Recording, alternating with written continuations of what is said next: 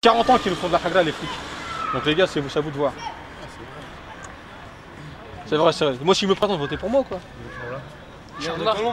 Ouais, tu veux pas? Inch'Allah. Toi tu veux pas pour moi, regarde. Non, mais Inch'Allah, l'objectif c'est quoi? Même quelqu'un qui vous connaissez, une grande sœur, un grand frère, quelqu'un qui vous avez confiance en lui, votez pour lui. Faut pas les gauches, les droites, les autres. On a bien vu de toute façon dès qu'il y a une loi contre l'islam, ils sont tous là pour voter contre nous.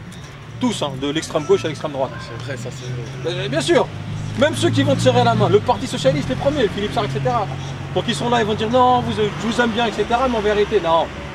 Et en parlant d'islam, moi j'entends les gens ils me parlent de pèlerinage, mais je sais pas c'est quoi le pèlerinage. C'est le Hajj. En Arabie Saoudite. Voilà, c'est ça. Mais c'est quoi les 5 piliers que tu dois accomplir? Les 5 piliers, ça commence par quoi le pilier? Comment est-ce qu'on devient musulman? Par la salade. Shahada. Shahada, attesté. C'est-à-dire qu'en tant que créature, on dit je suis créature, la créature d'Allah, Allah est mon créateur, j'atteste que la ilaha illallah Muhammad Rasulullah. Il n'y a de Dieu que Dieu et Mohammed est son envoyé. Premier pilier. Deuxième pilier, as-salat, l'accomplissement des 5 prières par jour. Salat. Après c'est le Ramadan. C'est le jeûne, c'est le mois de Ramadan, c'est un mois de bénédiction de Rahman. Après Ramadan, c'est quoi? L'Aïd Zakat. L'Aïd, c'est un pilier.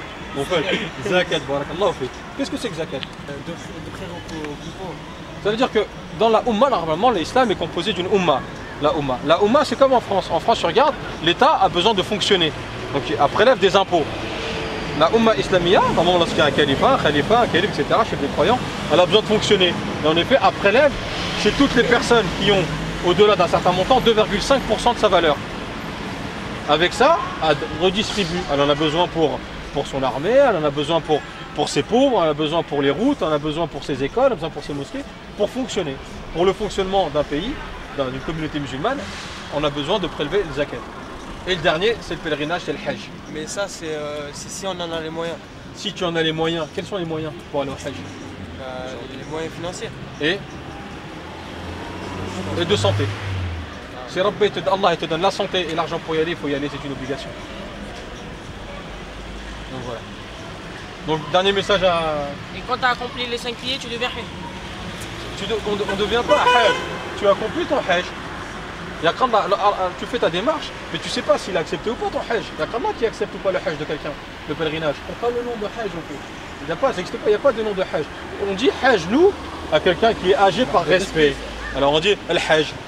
T'es un hajj parce que t'es un vieux, on présume que t'es parti au hajj, on dit t'es un hajj.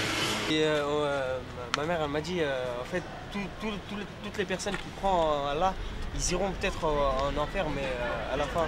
Mais à la fin, ils n'iront pas éternellement. Ouais. C'est vrai, bon, allez petits frères, barakallahu fikum. Non, moi j'ai un dernier message à faire passer. Allez dis, lâche-toi. Voilà, je suis reconverti musulman. Converti. Et je suis converti. Et ma mère elle ne le sait pas encore. Et je sais qu'il y en a plein dans le monde qui sont comme moi. Et tenez le coup. Et voilà, c'est ce que j'ai à dire, c'est difficile. Je fais le ramadan. Allahu Akbar. Qu'Allah t'aide, Inch'Allah. Ali. Ali, ça fait plaisir ça nous fait plaisir en tout cas que tu fasses partie de notre communauté. Non, laisse un truc. Son nom musulman, Ali. Et ta maman, elle a des a priori sur l'islam? Appelle ça. Non, franchement. Elle n'en parle pas quoi. Mais je préfère pas. Pour l'instant. Comment ça se fait que tu te fais convertir? Bah, quand j'étais en 3ème, j'ai connu des gens. Et voilà, ils m'ont montré ça et moi j'ai vu que c'était le bon chemin. Après il y en a d'autres, ils disent non, fais pas ça, fais pas ci, parce que moi je m'en fous moi. Parce que plus tard personne va me dire fais pas ça, fais pas ci. Après j'ai vu que c'est la bonne voie donc j'y suis allé et heureusement j'ai tous mes frères autour de moi et je les remercie tous. Justement, c'est à vous de faire le travail les frères, de l'épauler et de lui montrer la voie. Et comment montrer la voie? C'est par un petit peu prendre de la connaissance. Non mais les gens, à chaque fois qu'ils entendent l'islam, c'est arabe. Non, parce qu'il a des formes, Et c'est terrorisme. Il y a de plus en plus des Français qui se convertissent. Il y en a énormément, rassurez. Dès qu'ils entendent l'islam, ils entendent arabe et terrorisme. Alors que... noir aussi. Non mais alors que dans l'islam, il y a pas que des... L'islam, ce n'est pas une race, c'est un message. L'islam est un message. Et je sais pas pourquoi ils ont mis le terrorisme en avant, mais le terrorisme n'a pas de religion. C'est volontaire. En effet, vous l'avez dit les frères, il y a beaucoup de gens qui se convertissent à l'islam, de plus en plus dans le monde entier. Et en effet, il y a certaines personnes qui en ont peur. Pourquoi? Parce que l'islam est synonyme de justice. Justice. de responsabilité. Nous sommes tous responsables. Hein. Lorsqu'il y a une injustice qui est faite à côté de vous, vous êtes responsable, vous devez agir. Si tu peux agir, tu es en position de pouvoir agir, tu dois agir. Tu dois agir. Et après, si tu peux pas, la râle. Si tu peux, c'est-à-dire que vraiment, tu fais en fonction de ta possibilité, tes possibilités. Lorsque par exemple, l'islam est vecteur de valeurs, à transmettre beaucoup de valeurs. En termes de, par exemple, on parle en ce moment d'écologie.